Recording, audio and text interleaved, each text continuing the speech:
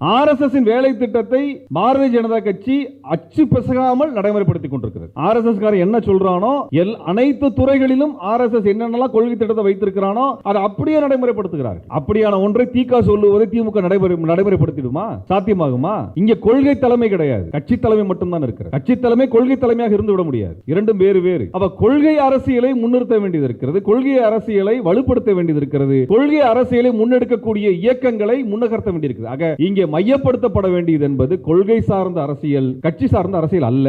இந்த ஓட்டு இயந்திரத்தின் மூலமாக தேர்ந்தெடுத்து அனுப்பப்படுகின்ற கட்சிகள் அதை செய்யும் என்று நம்ப வைப்பதுதான் பித்தலாட்டமாக இருக்கிறது. அந்த கட்சிகள் ஒரு காலத்திலும் செய்ய முடியாது. பாசிஸ்டுகளை நீங்கள் ஓட்டு போட்டு தோற்கடிக்க முடியாது. பிஜேபி தோற்கடிச்சிடலாம், ஆர்எஸ்எஸ் என்ன செய்ய போறீங்க? ஆர்எஸ்எஸ் காரன் தேர்தலுக்கு வர்றானா?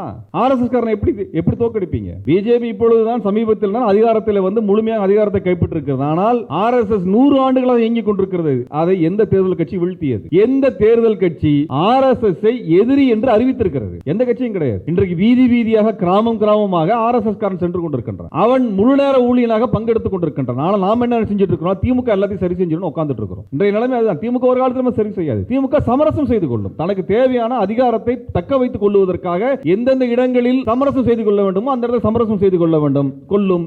எந்த இடத்துல எதிர்த்து நிற்கும், எந்த இடத்துல எதிர்த்து நிற்கும். ஆனால் அவர்களுக்கு ஆர்எஸ்எஸ் என்கின்ற ஒரு நச்சு பாம்பை விரட்டி அடிக்க வேண்டும் என்ற வேலை திட்டம் இருக்காது. ஆனால் திமுக ஆதரிக்கவில்லை என்கின்ற ஒரே காரணத்திற்காக பல மேடைகளிலே நமக்கான இடங்கள் கிடைப்பதில்லை, ஊடகங்களில் நமக்கான இடங்கள் கிடைப்பதில்லை, நிராகரிக்க காரணம் நீ திமுக ஆதரிக்கவில்லை என்கின்ற ஒற்றை காரணம் தான். இன்னொரு புறத்தில் என்ன பண்றான் பிஜேபி காரன்? நீங்களும் திமுக ஆதரவாளர் பேசிட்டு இருப்பான். நீங்க ஒரு நிகழ்ச்சிக்கு மாணவியர் துப்பட்டா கருப்பு துப்பட்டாவா கலர் துப்பட்டாவான்னு பார்க்கிற அளவுக்கு இருக்கக்கூடிய போலீஸ் ஒரு கேம்பஸ்ல என்ன நடக்குன்னு கூடியமா தெரியாது.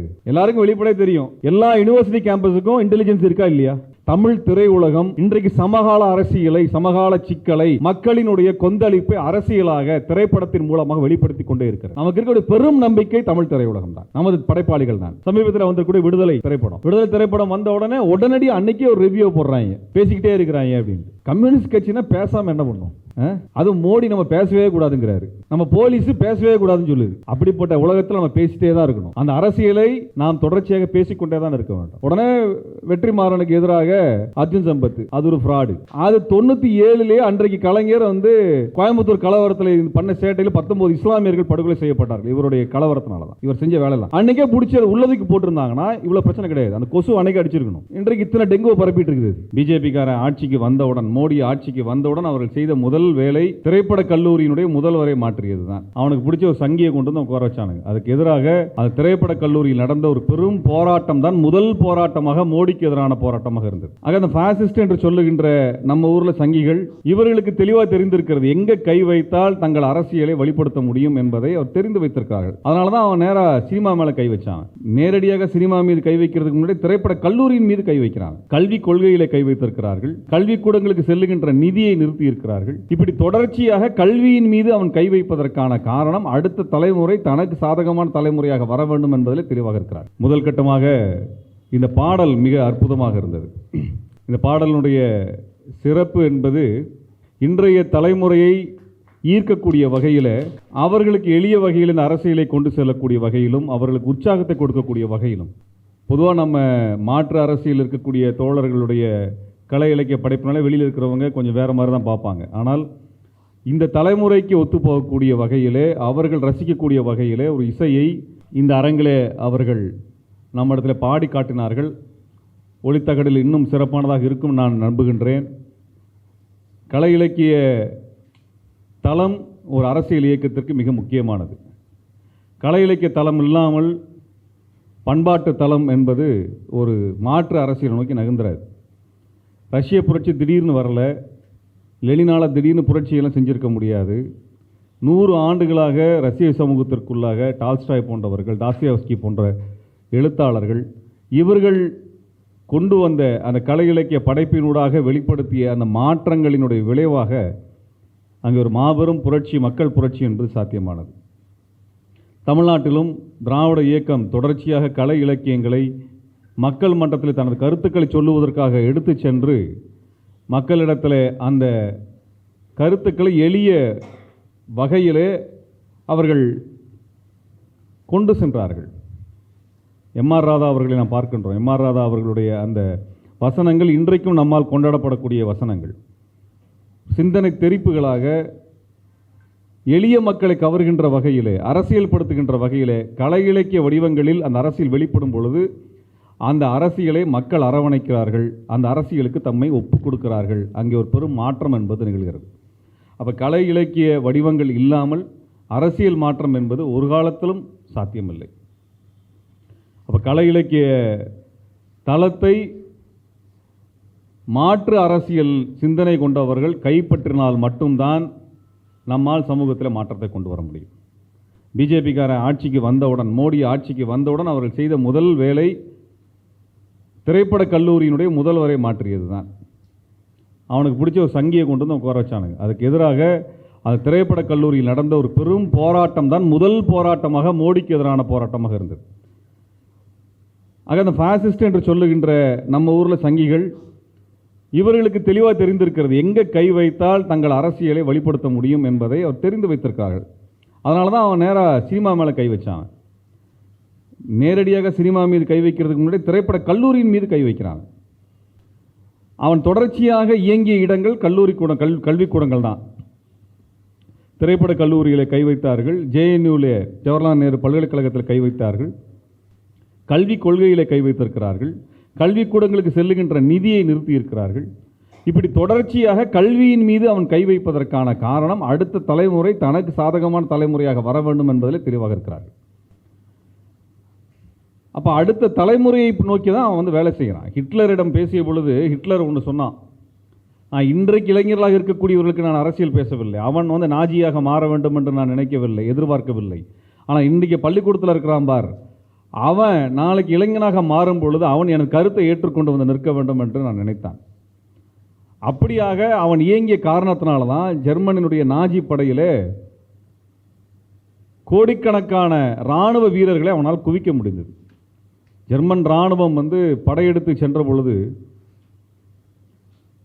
சோவியத்தின் மீது படையெடுத்த பொழுது, சோவியத்தில் லெனின்கிராடின் மீது படையெடுக்கின்றான். கடற்கரையோர ஒரு துறைமுக நகரமாக இப்பொழுது செயின்ட் பீட்டர்ஸ்பர்க் என்று சொல்வார்கள். அந்த நகரத்தின் மீது படையெடுப்பதற்கு அவன் அனுப்பிய படைகள் மட்டுமே 10 லட்சம் பேர். ஒரு நகரத்தை கைப்பற்றுவதற்காக அவன் அனுப்பிய படையினுடைய எண்ணிக்கை 10 லட்சம் பேர். அதே போல மாஸ்கோவை நோக்கி அவன் அனுப்பிய படையினுடைய எண்ணிக்கை 10 லட்சம் பேர். தெற்கு பகுதியில், சோவியத்தினுடைய தெற்கு பகுதியை நோக்கி அவன் அனுப்பிய படைகள் 10 லட்சத்தை கடந்தது. மொத்தமாக 30 - 40 லட்சம் படைகளை ஒரே நாளில் அவன் சோவியத்திற்குள் படையெடுக்க அனுப்புகின்றான். இத்தனை லட்சம் படை வீரரை எங்கிருந்து உருவாக்கியிருப்பான்? இத்தனை லட்சம் பேர் ஹிட்லருக்காக ஏன் உயிரை கொடுத்தான்? ஒட்டுமொத்த ஜெர்மன் சமூகமும் ஏன் நாஜிக்களுக்காக தங்கள் வாழ்க்கையை, தங்கள் உயிரை இழக்க தயாராக இருந்தது என்றால், அவன் அந்த குழந்தை பருவத்திலிருந்து அவனை போர் வீரனாக, தன் நாஜி படையினுடைய வீரனாக மாற்றுகின்ற வரை அதற்கான கல்விக்கூடத்தில் அத்தனை மாற்றங்களையும் கொண்டு வந்து அவர்களை மூளைச்சலவை செய்து நாஜி படையாக மாற்றுகின்றார். நம்ம இளைஞர்கள் சோவியத்தினுடைய அந்த செம்படை எப்படி பாசிசத்தை, நாஜிக்களை வீழ்த்தியது என்பதை படிக்கணும். அதுக்கான புத்தகங்கள் இப்போ இருக்கா என்னன்னு தெரியல. அன்றைய காலகட்டத்தில் நியூ செஞ்சுரி புக் ஹவுஸில் சோவியத்திலிருந்து வந்த புத்தகங்கள் அதை வெளிப்படையாக சொல்லியிருந்தன. அதற்கு ஆனால் நமக்கு என்ன வரும்னா, ஹாலிவுட்டில் வர திரைப்படம் தான் வரும். ஹாலிவுட்டில் அமெரிக்காவிலிருந்து படை வீரர்கள் வருவார்கள், அவர் நாஜிக்களை எதிர்த்து சண்டை போடுவாங்கிற கதை தான் தொடர்ச்சியாக இன்றைக்கு வரைக்கும் சொல்லிக் கொண்டிருக்கிறார்கள். ஆனால் அமெரிக்காவோ பிரிட்டனோ நாஜிக்களை வெல்லவில்லை. அவன் சொல்லக்கூடிய பிரான்சிலே நாங்கள் நார்மண்டியிலே தரை இறங்கி நாஜிக்களை வென்றோம் என்று சொன்ன கதையெல்லாம் உண்மை இல்லை. உண்மையாக நடந்தது என்னன்னா, ஒரே ஒரு சம்பவத்தை நம்ம கணக்கில் எடுங்க. ஏன்னா ஏன் இதை சொல்கிறேன்னால், ஸ்டாலின் கலை இலக்கிய படைப்புகளுக்கு முக்கியத்துவம் கொடுத்து லெனினுடைய காலத்திலிருந்து அந்த கலை இலக்கிய தளத்தை முற்போக்கு அரசியலை நோக்கி நகர்த்தி கொண்டு சென்றார். அது சென்ற பொழுதிலும் கூட மேற்குலகம், அமெரிக்கா, இங்கிலாந்து மையப்படுத்தி மேற்குலகம் அந்த திரைப்படத்தை வெகுஜன கலையாக மாற்றி உலகம் முழுவதையும் ஏதோ 2ஆம் உலகப் போரை அமெரிக்காக்காரன் நடத்தின மாதிரி நம்மக்கிட்ட நம்ப வச்சுட்டாங்க. ஆனால் உண்மை சம்பவம் அப்படி இல்லை. உண்மை சம்பவம் அப்படி இல்லை. ஒட்டுமொத்த பிரான்ஸை அவன் ஒரு வாரத்துக்குள்ளே பிடிக்கிறான். ஜெர்மனியிலேருந்து கிளம்பிய படை ஒரு வாரத்திற்குள் பிடிக்கிறது. ஆனால் சோவியத்திற்குள் நுழைந்த ஹிட்லரினுடைய படை பிரஸ் ஃபோர்ட்ரஸ்னு ஒரே ஒரு கோட்டை இராணுவ தளம், ஒரு கொத்தளம், இராணுவ கொத்தளம். அந்த தளத்தை பிடிப்பதற்காக மட்டுமே அவன் ஒரு வாரத்திற்கு மேலாக சண்டையிட வேண்டியிருந்தது. வெறுமன சில 100 சோவியத் படைகளை எதிர்த்து அவன் ஒரு வாரத்திற்கு மேலாக போரிட்டான். ஒட்டுமொத்த பிரான்ஸை பிடிப்பதற்காக அவன் இழந்த நாஜிக்களினுடைய படைவீரர்கள் எண்ணிக்கையை விட அதிகமான படைவீரர்களை அந்த பிரஸ் ஃபோர்ட்ரஸ்ங்கிற ஒரே ஒரு கோட்டை கொத்தளத்தை கைப்பற்றுவதற்கான சண்டைகளை இழந்து போகின்றான். அது ஒரு பெரிய போர். அந்த போரிலே எப்படி சோவியத் வெற்றி பெற்றது என்றால், அதாவது இங்கிலாந்துக்கு இராணுவம் இருக்கிறது, பிரான்ஸுக்கு இராணுவம் இருக்கிறது, இரண்டுமே காலனி நாடுகள். அவனுக்கு கீழே ஏகப்பட்ட நாடு இருக்குது, ஏகப்பட்ட நாடுகள் அவனுக்கு இருக்கிறது. ஆனால் அவனால் வெற்றி பெற முடியாத அந்த சண்டையிலே எப்படி சோவியத் வெற்றி பெற்றது என்றால், சோவியத்தில் இருந்த இராணுவம் என்பது அரசியல் ரீதியாக தயார் செய்யப்பட்ட இராணுவமாக இருந்தது. சோவியத்தில் சண்டை போட்ட, சோவியத் படையில் இருந்து சண்டை போட்டவனுக்கு தான் ஏன் சண்டை போடுகிறோன்னு தெரியும், யாரை எதிர்த்து சண்டை போடுகிறோம் என்று தெரியும், அவனை எப்படி வீழ்த்த வேண்டும், அவனை வீழ்த்துவது ஏன் முக்கியமானது என்பது அவனுக்கு பயிற்றுவிக்கப்பட்டிருந்தது. இராணுவம் என்பது அரசியல் ரீதியாக பயிற்றுவிக்கப்பட்டு சாமானிய மக்களை பாதுகாக்க வேண்டும் என்பதற்காக உருவாக்கப்பட்ட இராணுவமாக சோவியத்தினுடைய இராணுவம் இருந்த காரணத்தினால்தான் அவர்களால் 2ஆம் உலகப் போரில் நாஜிக்களை வெல்ல முடிஞ்சது. மற்றபடி இங்கிலாந்து படையோ அமெரிக்க கனடா படைகளோ வெல்லவில்லை. ஹிட்லரினுடைய படை லெனின்கிராடிலே மாட்டிக்கொள்கிறது, ஹிட்லரினுடைய படை ஸ்டாலின்கிராடிலே மாட்டிக்கொள்கிறது. ஸ்டாலின்கிராடில் தான் முதல் வீழ்ச்சி ஹிட்லருக்கு நடக்கிறது. கிட்டத்தட்ட 5 லட்சம் பேர் அங்கே கொல்லப்படுகிறார்கள், 5 லட்சம் நாஜி படைகள் அங்கே கொல்லப்படுகிறது. அவன் பின்வாங்குகின்ற ஒரு நிலையை செம்படை உருவாக்குகிறது. அந்த போர் மிக உக்கிரமான போர், உலக அளவில் இன்றைக்கும் ஆழமாக வாசிக்கப்படுகின்ற போர். அது குறித்து பல திரைப்படங்கள் வந்திருக்கின்றன, அது குறித்த பல ஓவியங்களாக அந்த போரை அவர்கள் விவரித்து எழுதியிருக்கிறார்கள், காட்டியிருக்கிறார்கள். அப்படியாக அவர்கள் கிழக்கு பகுதியில் சோவியத்திற்குள்ளாக மாட்டிக்கொண்ட நாஜி படை அங்கே சண்டையிட முடியாமல் தனது இளம் படை வீரர்களை சோவியத்தை நோக்கி நாஜிக்கள் அனுப்பும் பொழுது, ஜெர்மனியினுடைய மேற்கு பகுதியில், பிரான்சின் பகுதியில், டென்மார்க் போன்ற பகுதிகளிலே சண்டையிடுவதற்கு தகுதியான படை வீரர்கள் இல்லாத சமயத்தை அறிந்த பிறகுதான் அவர்கள் அமெரிக்காவினுடைய படையும் இங்கிலாந்தின் படையும் நார்மண்டியில் தரையிறங்கி அவர்கள் ஜெர்மனியை வீழ்த்துகிறது என்கின்ற முடிவுக்கு வர்றான். அவன் என்ன எதிர்பார்த்தான்னா, இவன் நாஜி எப்படியாவது சோவியத்தை காலி பண்ணிடுவான், இல்லை 2 பேரும் சண்டை போட்டு செத்துருவானுங்க, அதுக்கப்புறம் நம்ம உள்ளே போகலான்னு நினச்சானு. ஆனால் செம்படை பெர்லினையும் ஜெர்மனியையும் முழுவதுமாக ஆக்கிரமித்து அதற்கு கடந்து பிரான்ஸ் வரை வந்துவிடும் என்கின்ற நிலையை அறிந்த பிறகுதான் உள்ளே வர்றான். ஆனால் நமக்கு என்ன சொல்லப்படுகிறது என்றால், அமெரிக்காவினுடைய படையும் இங்கிலாந்தினுடைய படையும் கனடாவினுடைய படையும் சேர்ந்துதான் ஹிட்லரை வீழ்த்தியதாக நமக்கு கதை சொல்றானு. இந்த 2ஆம் உலகப் போரிலே அமெரிக்கா இழந்த இராணுவ வீரர்கள் எண்ணிக்கை 10 லட்சம் பேர். ஆனால் சோவியத் இழந்த ஒட்டுமொத்த இராணுவ வீரர்கள் பொதுமக்களினுடைய எண்ணிக்கை 2.25 கோடி பேர். அப்ப எது வரலாறு? 2.25 கோடி பேரை பலி கொடுத்து நாஜிக்களை கொன்றளித்தார்கள். அப்போ ஒரு வாசகம் உண்டு, சோவியத் படைகளிலே சொல்லப்படுகின்ற வாசகம் உண்டு. எந்த பாசிஸ்ட் நல்ல பாசிஸ்ட் என்று ஒரு கேள்வி இருக்கும். செத்துப்போன பாசிஸ்ட் தான் நல்ல பாசிஸ்ட் என்று சொல்லுவார்கள். ஒரு பாசிஸ்டை திருத்த முடியாது, அவனை அழித்து விடுங்கள் என்பதுதான் அன்றைக்கு செம்படைகளுக்கு சொல்லப்பட்ட வாசகமாக இருந்தது. அப்படி நடத்தப்பட்ட போர். இப்போ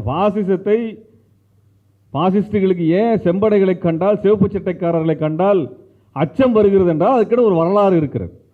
அந்த வரலாறு தான் 2ஆம் உலகப் போரில் நாம் பார்த்த வரலாறு. ஆனால் நம்ம இன்னைக்கு இந்தியாவிலே வெளிப்படையாக சொல்ல வேண்டும் என்றால், பாசிஸ்டுகளுக்கு எதிரான ஒரு பொது வேலை திட்டம் இதுவரை இல்லை. நமக்கு அதிகபட்சம் என்ன சொல்லப்படுதுனால், பாசிஸ்டுகளுக்கு எதிராக வருகின்ற தேர்தலில் இந்த கட்சிக்கு ஓட்டு போடுங்க, பாசிஸ்டில் முடிச்சிடலாம் அப்படின்னு. பாசிஸ்டுகள் அதிகாரத்தை கைப்பற்ற விடாமல் தடுக்க வேண்டிய பொறுப்பு எல்லோருக்கும் இருக்கிறது என்பதில் யாருக்கு மாற்று கருத்து இருக்காது.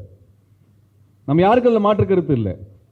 ஆனால் பாசிஸ்டுகளை முற்றிலுமாக அழிப்பதற்கு இந்த ஓட்டு இயந்திரத்தின் மூலமாக தேர்ந்தெடுத்து அனுப்பப்படுகின்ற கட்சிகள் அதை செய்யும் என்று நம்ப வைப்பதுதான் பித்தலாட்டமாக இருக்கிறது. அந்த கட்சிகள் ஒரு காலத்திலும் செய்ய முடியாது. பாசிஸ்டுகளை நீங்கள் ஓட்டு போட்டு தோற்கடிக்க முடியாது. பிஜேபியை தோற்கடிச்சிடலாம், ஆர்எஸ்எஸ் என்ன செய்ய போறீங்க? ஆர்எஸ்எஸ் காரன் தேர்தலுக்கு வர்றானா? ஆர்எஸ்எஸ் காரனை எப்படி தோற்கடிப்பீங்க? பிஜேபி இப்பொழுதுதான் சமீபத்தில் தான் அதிகாரத்தில் வந்து முழுமையாக அதிகாரத்தை கைப்பற்றிருக்கிறது. ஆனால் ஆர்எஸ்எஸ் 100 ஆண்டுகளாக இயங்கிக் கொண்டிருக்கிறது. அதை எந்த தேர்தல் கட்சி வீழ்த்தியது? எந்த தேர்தல் கட்சி ஆர்எஸ்எஸ்ஐ எதிரி என்று அறிவித்திருக்கிறது? எந்த கட்சியும் கிடையாது. இடதுசாரிகள் அறிவித்திருக்கிறார்கள், திராவிட இயக்கத்தவர்கள் அறிவித்திருக்கிறார்கள், அம்பேத்கரிய தோழர்கள் அறிவித்திருக்கிறார்கள். இவர்களால் களத்தில் நேரடியாக ஆர்எஸ்எஸ் எதிர்கொள்கிறார்கள். ஆர்எஸ்எஸ் வேலை திட்டத்தை பாரதிய ஜனதா கட்சி அச்சு பிசகாமல் நடைமுறைப்படுத்திக் கொண்டிருக்கிறது. ஆர்எஸ்எஸ் காரன் என்ன சொல்றானோ அனைத்து துறைகளிலும் ஆர்எஸ்எஸ் என்னென்னலாம் கொள்கை திட்டத்தை வைத்திருக்கிறானோ அதை அப்படியே நடைமுறைப்படுத்துகிறார்கள். அப்படியான ஒன்றை திக சொல்லுவதை திமுக நடைமுறைப்படுத்திடுமா? சாத்தியமாகுமா? இங்கே கொள்கை தலைமை கிடையாது, கட்சி தலைமை மட்டும்தான் இருக்கிறது. கட்சி தலைமை கொள்கை தலைமையாக இருந்து விட முடியாது. இரண்டும் வேறு வேறு.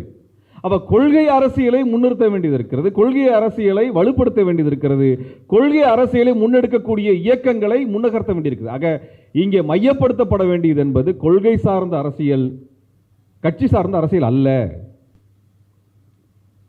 கட்சி சார்ந்த அரசியல் அல்ல. தோழர் வெற்றிவேல் செழியன் அவர்கள் இந்த தேர்தலில் திமுகவை ஆதரிக்கவில்லை என்பதற்காக எதிர்கொண்ட அவதூறுகளை நான் நன்கு அறிவேன். அவர் மட்டும் நாங்களும் தான். நம்ம மக்களுக்கு எதை சொல்ல வேண்டியது இருக்கிறது என்றால், நிச்சயமாக அந்த தேர்தலில் பாசிஸ்டுகளை ஆதரிக்காதீர்கள் என்று சொல்ல வேண்டிய கடமை நம் அனைவருக்கும் இருக்கிறது. ஆனால் பாசிஸ்டுகளை வீழ்த்துவதற்கு தேர்தலை கடந்து வேலை செய்யுங்கள் என்று நாம் சொல்ல வேண்டிய கடமை நமக்கு இருக்கிறது. இப்படிப்பட்ட ஒரு சூழல் தான் இன்னைக்கு இந்தியாவில் இருக்கக்கூடிய சூழல். இந்த இந்தியா சூழலிலே பண்பாட்டு தளத்தை நாம் கையில் எடுக்காம, கலை இலக்கியத்தை கையில் எடுக்காமல் பாசிஸ்டுகளை வீழ்த்த முடியாது. காரணம் ஒன்னே ஒண்ணுதாங்க, ஆர்எஸ்எஸ் என்பது அரசியல் இயக்கம் என்பதை விட அது ஒரு பண்பாட்டு இயக்கமாக இருக்கிறது. ஆர்எஸ்எஸ் ஒரு பண்பாட்டு இயக்கமாக தன்னை முன்னிறுத்திக் கொள்கிறது. ஆர்எஸ்எஸ் காரன் நம்மள மாதிரி கொடி பிடித்து வீதியில் ஆர்ப்பாட்டம் செய்கிறது இல்லை, பொதுக்கூட்டம் நடத்துறது இல்லை, மனித சங்கிலி போராட்டம் பண்றது இல்லை, கருத்தரங்குகள் நடத்துறது இல்லை. அப்புறம் எப்படி வளருது? நம்மை விட அதிகமாக வளர்ந்து கொண்டிருக்கிறது, நம்மை விட வேகமாக வளர்ந்து கொண்டிருக்கிறது. காரணம், ஒரு காலத்தில் நாம் எப்படி களப்பணியாக மக்களை நேரடியாக சென்று சந்தித்து அவர்களிடத்தில் கருத்தியல் ரீதியாக பரப்புரை செய்து அவர்களுடைய கருத்தியலை மாற்றி முற்போக்கு அரசியலுக்கு நாம் கொண்டு வந்தோமோ அதே போன்ற கள செயல்பாடுகளை ஆர்எஸ்எஸ் காரன் செய்து கொண்டிருக்கின்றான்.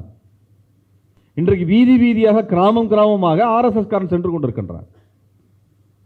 அவன் முழு நேர ஊழியனாக பங்கெடுத்துக் கொண்டிருக்கின்றான். ஆனால் நாம் என்ன செஞ்சுட்டு இருக்கிறோம்? திமுக எல்லாத்தையும் சரி செஞ்சிடணும் உட்கார்ந்துட்டு இருக்கிறோம். இன்றைய நிலைமை அதுதான். திமுக ஒரு காலத்தில் சரி செய்யாது. திமுக சமரசம் செய்து கொள்ளும். தனக்கு தேவையான அதிகாரத்தை தக்க வைத்துக் கொள்வதற்காக எந்தெந்த இடங்களில் சமரசம் செய்து கொள்ள வேண்டுமோ அந்த இடத்துல சமரசம் செய்து கொள்ளும். எந்த இடத்துல எதிர்த்து நிற்குமோ எந்த இடத்துல எதிர்த்து நிற்கும். ஆனால் அவர்களுக்கு ஆர்எஸ்எஸ் என்கின்ற ஒரு நச்சு பாம்பை விரட்டி அடிக்க வேண்டும் என்ற வேலை திட்டம் இருக்காது. காரணம், காவல்துறையில் இருக்கக்கூடிய வலதுசாரிகளையே களை எடுக்க முடியாத நிலையில் தான் இன்றைக்கு ஆட்சிகள் இருக்கிறார். தமிழ்நாட்டில் மட்டுமல்ல, இந்தியா முழுவதும் அதிகாரிகள், அதிகார வர்க்கம் தான் ஆட்சி செலுத்திக் கொண்டிருக்கிறார்கள். அது இப்பொழுது வெளிப்படையாக தெரிகிறது. இன்றைய கட்சிகள் பலவீனமாக மாறிவிட்டன. இதனால கட்சிகளை பலவீனமாக மாற்றக்கூடிய வகையிலே பிஜேபி என்பது ஆட்சி செய்து கொண்டிருக்கிறது. கட்சிக்காரர்கள், கட்சி தலைவர்கள் தீவிரமாக ஒரு அரசியல் எதிர்ப்புணர்வை செய்யக்கூடிய நிலையில் இல்லாத வகையிலே அடக்குமுறை கட்சிகளை நோக்கி, முதலமைச்சர்களை நோக்கி நடத்தி கொண்டிருக்கிறார்கள் பாரதிய ஜனதா கட்சியினர். இத்தனை முதலமைச்சர்கள் கைது செய்யப்பட்டதை நாம் பார்த்ததில்லை. அல்லது இத்தனை ஆளும் கட்சியினுடைய அமைச்சர்கள் சிறைக்குள் தள்ளப்பட்டதையெல்லாம் நாம் பார்த்ததில்லை. அப்படிப்பட்ட இன்றைக்கு ஆளும் கட்சிகள் அதிகமான அடக்குமுறை எதிர்கொண்டிருக்கின்றன. அதனால் ஆளும் கட்சிகள் இந்த பாசிஸ்டுகளுக்கு எதிராக பெரிய அணிதிரட்டலை செய்வதில்லை.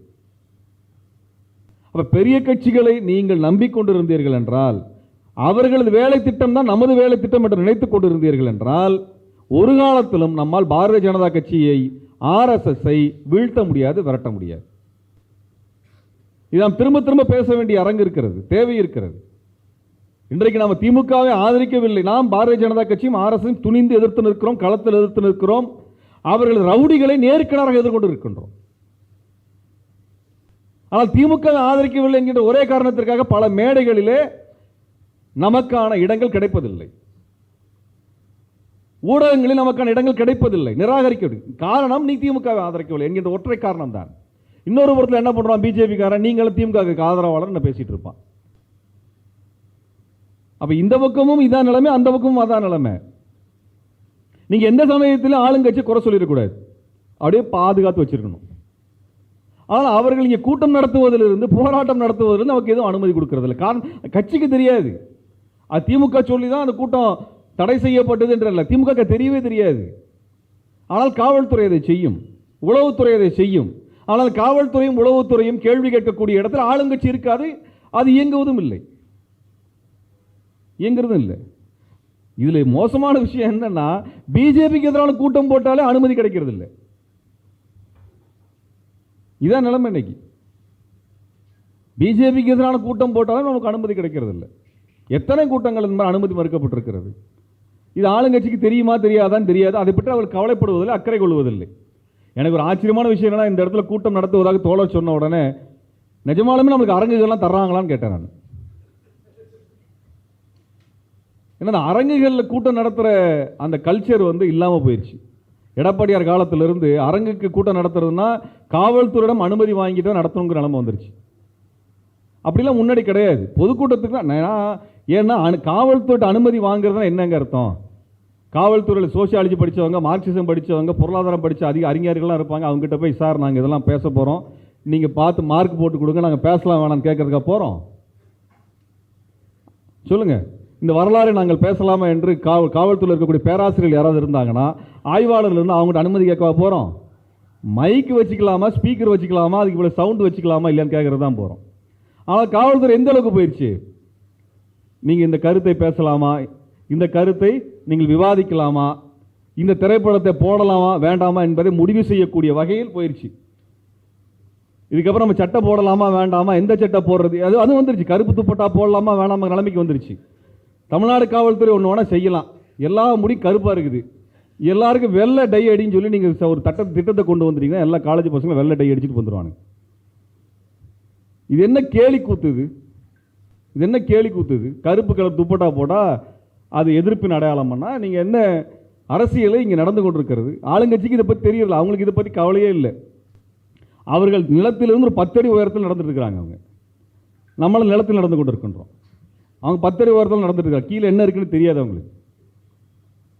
அப்போ இன்றைக்கு நிலைமை அதிகார வர்க்கத்தின் கட்டுப்பாட்டில் ஆட்சி நடந்து கொண்டிருக்கிறது. அந்த அதிகார வர்க்கத்தை மிரட்டி உருட்டி சில வேலைகளை வாங்க வைக்க முடிகிறது ஆட்சியாளர்களால். இது நம்ம தமிழ்நாட்டில் மட்டும் இல்லைங்க, இந்தியா முழுவதும் இதான் நிலைமை, இந்தியா முழுவதும் இதான் நிலைமை. இப்படிப்பட்ட ஒரு சூழலில் புதிதாக இதுபோன்று உருவாகக்கூடிய சூழலில் நம்மை போன்ற மக்கள் சார்ந்த இயக்கங்கள், நாங்கள் எங்களுக்கு தேர்தல் பற்றியான பெருமளவில் எங்களுக்கு கவலை இல்லை, தேர்தலை கடந்த ஒரு அரசியல் மாற்றம் மக்களிடத்தில் வர வேண்டும் என்று விரும்புகின்றோம். தந்தை பெரியார் அப்படிதான் இயங்கியிருக்கிறார், அந்த முறையில் நாங்கள் இயங்கிட்டு போயிட்டு இருக்கிறோம். அப்போ அந்த அரசியல் இயக்கங்கள் இயங்குவதற்கான இடம் வெளி இல்லாமல் இருக்கிறது. இதில் மிக ரொம்ப மோசமான ஒரு துயரமான நிலை என்னென்றால், மாணவர்கள் நிலையை நினைத்தால் ரொம்ப மோசமாக இருக்குது. மாணவர்கள் இயக்கமாக இயங்குவதற்கு என்று வழி இல்லாமல் போயிருக்கிறது. கடந்த 40 ஆண்டுகளாகவே மாணவர் சங்கம் என்ற ஒன்றே நமக்கு தெரியாது. நம்ம இன்றைக்கு இளைஞர்களுக்கு மாணவர்கள்லாம் யூனியன் வச்சுக்கலாமானாலே தெரியாது. மாணவர்களுக்கு என்று ஒரு யூனியன் ஏன் இருக்கக்கூடாது? பேராசிரியர்களுக்கு யூனியன் இருக்கிறது, கல்லூரியில் இருக்கக்கூடிய அட்மினிஸ்ட்ரேட்டிவ் ஆஃபீஸருக்கு யூனியன் இருக்குது, ஐஏஎஸ் அதிகாரிக்கு யூனியன் இருக்குது, ஐபிஎஸ் அதிகாரிக்கு யூனியன் இருக்குது, எல்லாத்துக்கும் யூனியன் இருக்குது. மாணவர்களுக்கு ஏன் யூனியன் இருக்கக்கூடாது? மாணவர்கள் ஏன் ஜனநாயகப்படக்கூடாது? மாணவர்கள் ஒன்றுபட்டு தங்களது கோரிக்கையை சொல்லக்கூடாது? நான் என் மாணவர் காலத்தில் நாங்கள் போராட்டம் நடத்தியிருக்கின்றோம், யூனியன் வைக்கிறதுக்கு போராட்டம் நடத்தியிருக்கிறோம். அங்கே எங்கள் பரீட்சைக்கான அதுக்கான கட்டணம் அதனுடைய விலையை ஏற்றிய பொழுது எந்த விதமான விசாரணையும் இல்லாமல் கேள்வியும் இல்லாமல் அவங்க பாட்டுக்கு ஏற்றுற வேலையை செய்ய போல அதை எதிர்த்து நாங்கள் போராட்டம் பண்ண வேண்டியிருந்தது. எங்களுக்கான வசதிகள் செய்யப்படாமல் இருந்தபோது நாங்கள் போராட்டம் நடத்தியிருக்கிறோம். போராட்டங்களில் முடிந்த பிறகு இவனுக்கு அரியர் கொடுப்பானுங்க, கூப்பிட்டு உனக்குலாம் அரியர் இருக்குன்னு சொல்லுவாங்க. அதுலேருந்து தப்பிப்பதற்கு அதற்கு அந்த யூனியனாக இயங்கியது எங்களுக்கு பயன்பட்டிருக்கிறது. ஒன்றுபட்டு இயங்கி இருப்பது என்பது பயன்பட்டிருக்கிறது. திமுக அதிமுக ரெண்டு கட்சியும் மாணவர்கள் சங்கமாக, ஒரு இயக்கமாக, ஒரு யூனியனாக இயங்குவதை அனுமதிப்பதில்லை. ஆனால் இந்த இரண்டு கட்சிகளும் ஆட்சி அதிகாரத்தை பிடித்ததற்கு காரணமாக இருந்தது மாணவர் போராட்டங்கள் தான். இந்திய எதிர்ப்பு போராட்டம் என்ற ஒன்றை மாணவர்கள் செய்யவில்லை என்றால் அதிகாரத்துக்கே வந்திருக்க முடியாது. மாணவர்கள் எம்ஜிஆர் பக்கம் போய் நிற்கலைனால் அவரும் ஆட்சிக்கு வந்திருக்க முடியாது. இப்ப மாணவர்கள் என்கின்ற அந்த ஆற்றல் சமூக மாற்றத்தை கொண்டு வருகின்ற ஆற்றல். தமிழ்நாட்டில் இந்திய எதிர்ப்பு போராட்டத்தை மாணவர்கள் கையில் எடுத்த காரணத்தினால்தான் காங்கிரஸ் என்ற கட்சி கடந்த 50 ஆண்டுகளாக ஆட்சியில் இல்லாமல் போய்விட்டது. இந்திய தேசிய கட்சி, அந்த கட்சி அதிகாரத்தில் இல்லாமல் போனதற்கான ஒற்றை காரணம் மாணவர்கள் தான். அந்த மாணவர் தலைவர்களாக வந்தவர்கள் தான் திமுகவில் இன்றைக்கும் அமைச்சர்களாக இருக்கிறார்கள். அவர்கள் கூட இந்த மாணவர்கள் சங்கங்கள் உருவாவதை விரும்புவதில்லை. ஆனால் இன்றைக்கு இந்துத்துவ அமைப்பு பேராசிரியர்கள் மூலமாக, வைஸ் சான்சலர் மூலமாக, இன்னும் சான்சலர் என்று சொல்லப்படுகின்ற ஆளுநரின் மூலமாக அனைத்தையும் சங்கிகளாக மாற்றிவிட்டார்கள். அண்ணா யூனிவர்சிட்டி நடக்கிற பிரச்சனை எப்படி பார்க்கிறது? அங்கே மாணவிக்கு மிக மோசமான வகையிலே பாலியல் வன்முறை நடந்திருக்கிறது. அண்ணா யூனிவர்சிட்டியில் வைஸ் சான்சலர் கிடையாது, சான்சலர் பொறுப்பாளர். அந்த வகையில் ஆளுநர் குற்றவாளி. இங்கே சட்டம் ஒழுங்கு பிரச்சனை என்கின்ற வகையிலே தமிழ்நாடு அரசும் குற்றவாளி. எல்லா கட்சியும் பேசுது, மாணவர் பேசல. மாணவர்கள் பேசுவதற்கு அவர்களுக்கிட்ட சங்கம் இல்லை. இந்த பிரச்சனையை பேச வேண்டியது மாணவர்கள். இந்த பிரச்சனையை பேச வேண்டியது மாணவர்கள். நீங்க ஒரு நிகழ்ச்சிக்கு மாணவர் மாணவியர் துப்பட்டா, கருப்பு துப்பட்டாவா கலர் துப்பட்டாவான்னு பார்க்குற அளவுக்கு இருக்கக்கூடிய போலீஸ் ஒரு கேம்பஸ்ல என்ன நடக்குன்னு கூடியமா தெரியாது. எல்லாருக்கும் வெளிப்படையாக தெரியும். எல்லா யூனிவர்சிட்டி கேம்பஸுக்கும் இன்டெலிஜென்ஸ் இருக்கா இல்லையா? போலீஸ் இன்டெலிஜென்ஸ் இருக்கு. ஒரு சாதாரண கருத்தரங்கம், நம்ம 4 பேர் சேர்ந்து டீ கடையில் மீட் பண்றோம்னா அடுத்த நிமிஷம் ஐஎஸ் அங்க இருப்பார். நான் கல்யாணத்துக்கு போனாலே வந்துடுறாரு, கருமாதிக்கு போனாலும் வந்துடுறாரு. சரிங்களா? ஆனால் அண்ணா யூனிவர்சிட்டியில் மட்டும் இல்லைங்க. அது தொடர்ந்து நடந்துருக்குன்னு வேற சொல்றாங்க. இது நம்ம என்ன கதைன்னு சொல்றது? மாணவர்கள் சங்கமாக மாற வேண்டும், இயக்கமாக மாற வேண்டும். ஒவ்வொரு கேம்பஸுக்கும் யூனியன் வரணுங்க. ஆனால் இன்றைக்கு மாணவர்களை ஒரு கன்சியூமராக மாற்றிருக்கிறானுங்க. கல்வி தந்தை தோழர் கதிரவன் அவர்கள் சொன்னாங்க, கல்வி தந்தை அவங்கெல்லாம். கல்வி தாய் யார் அது நம்மளுக்கு தெரியாது. அவர் கல்வி தந்தைகளாக வந்து உட்காந்துருக்காங்க.